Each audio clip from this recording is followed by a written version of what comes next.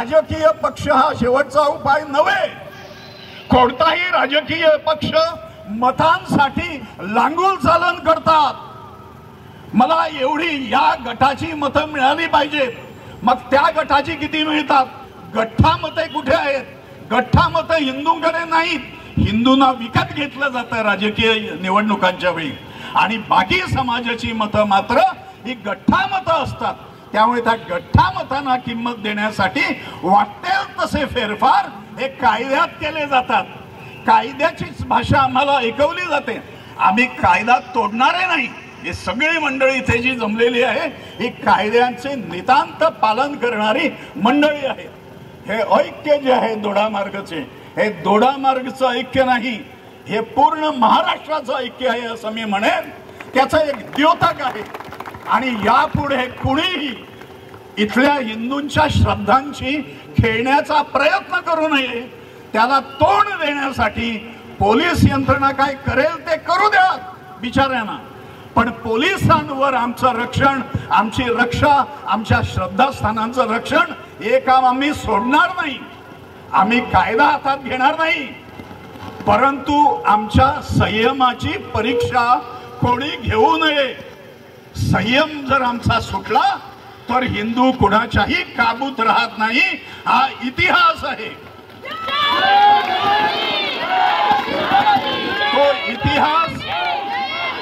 तो इतिहास आपल्याला जागृत करायचा आहे। अनेकांना इथे बोलायचं आहे, आपलं मनोगत व्यक्त करायचं आहे। म्हणून सर्वांना, या जमलेल्या समुदायाला नमस्कार करून, या इथल्या संघटनांनी जो संघटित होण्याचा मार्ग अवलंबला त्याबद्दल त्यांना नमन करून जनतेला आहे। मलाही नावं घ्यायची नव्हती, परंतु देशभर नव्हे सबंध जगात या लोकांनी हैदोस चालवलेला आहे। गोमाता जी आहे त्या गोमातेचा अपमान या देशात, म्हणजे हा हिंदू देश, हा हिंदुस्थान, परंतु एवढी वर्ष आपण हिंदूंचा अपमान, हिंदू चिन्हांचा, हिंदू श्रद्धांचा अपमान सहन करून आलेलो आहोत। हिंदू रक्षा समिती दोडामार्गचं मी अभिनंदन करतो। या सगळ्यांनी मिळून हे प्रवेशद्वार आहे सिंधुदुर्गचं, त्या सिंधुदुर्गाच्या प्रवेशद्वाराचं रक्षण करण्याची जबाबदारी दोडामार्गने उचललेली आहे। याबद्दल दोडामार्ग वासियांचे मी अभिनंदन करतो।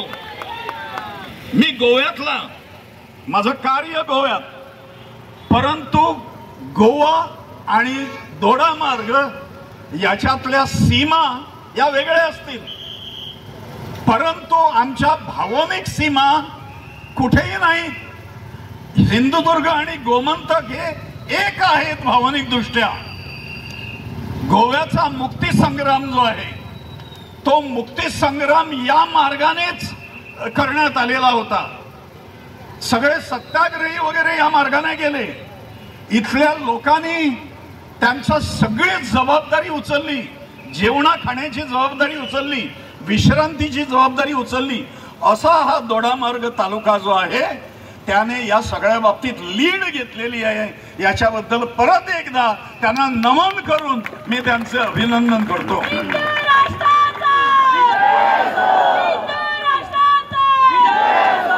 या देशात इथल्या हितसंबंधांचं रक्षण करणारे, इथल्या श्रद्धांचे रक्षण करणारे सगळे जणू काय गुन्हेगार आहेत अशा थाटात इथली सरकार आहे, कुठल्याही पक्षाची असू द्या, ती वागत आलेली आहे। आपली 16 पोरं या पोलीस स्टेशन मध्ये आहेत। 16 दिवस झाले, 17 दिवस झाले। तुम्ही कोर्टात उभे करा, त्यांच्यावर खटले दाखल करा, खटले कोर्टात चालू द्या, परंतु त्यांना डांबून ठेवायला ते काय अतिरेकी आहेत, ते काय दहशतवादी आहेत, ते काय गुन्हेगार आहेत।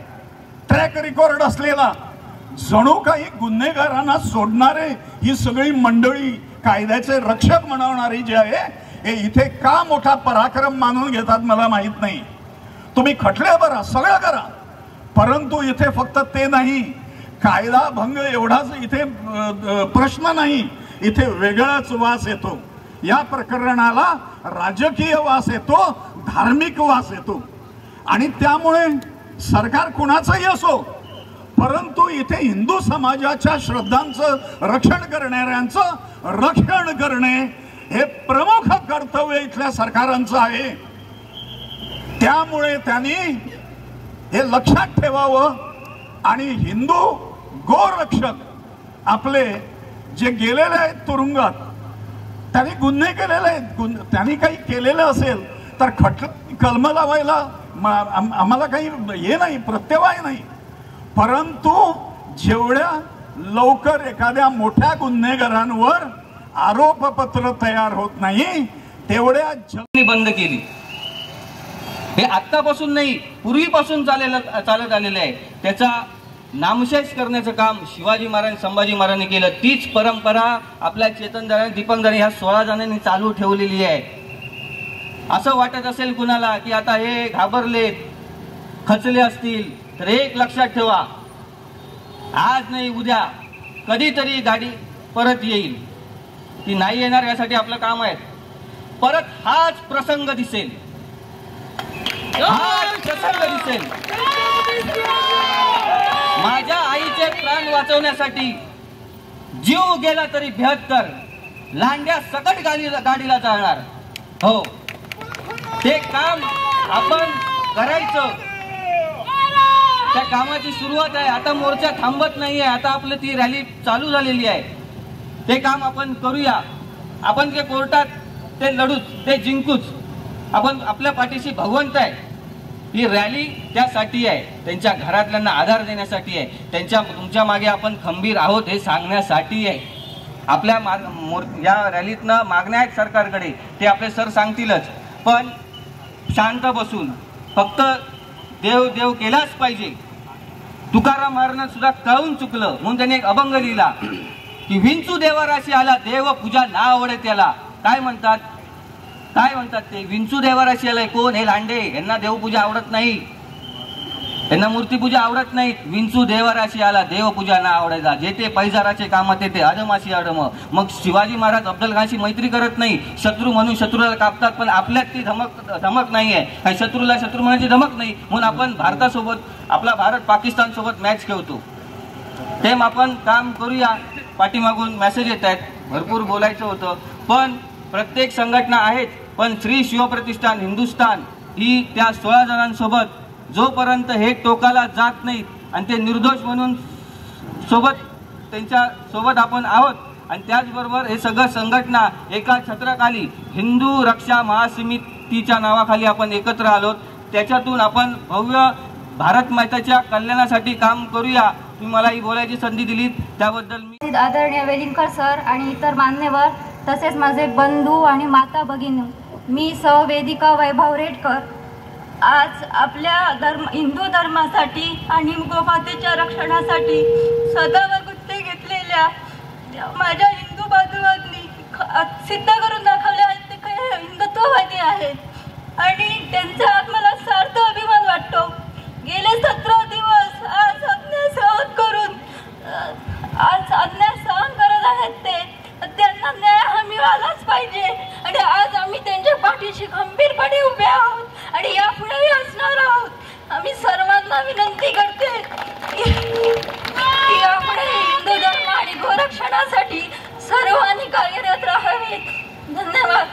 हर हर सर्व हिंदू बांधव या संपूर्ण कुटुंबियांच्या कायम मतीला आहोत असं आम्ही त्यांना या ठिकाणी